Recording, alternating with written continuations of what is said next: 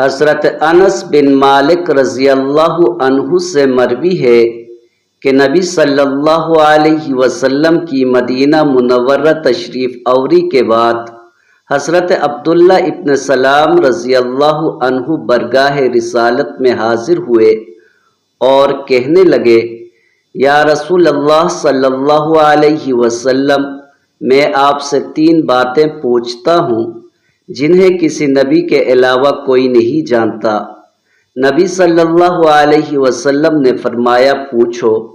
انہوں نے کہا کہ قیامت کی سب سے پہلی علامت کیا ہے؟ اہل جنت کا سب سے پہلا کھانا کیا چیز ہوگی؟ اور بچہ اپنے ماں باپ کے مشابہ کیسے ہوتا ہے؟ نبی صلی اللہ علیہ وسلم نے فرمایا، ان کا جواب مجھے ابھی حضرت جبرائیل علیہ السلام نے بتایا ہے۔ عبداللہ کہنے لگے، وہ تو فرشتوں میں یہودیوں کا دشمن ہے۔ نبی صلی اللہ علیہ وسلم نے فرمایا، قیامت کی سب سے پہلی علامت تو وہ آگ ہوگی جو مشرق سے نکل کر تمام لوگوں کو مغرب میں جمع کر لے گی، اور اہل جنت کا سب سے پہلا کھانا مچھلی کا جگر ہوگا۔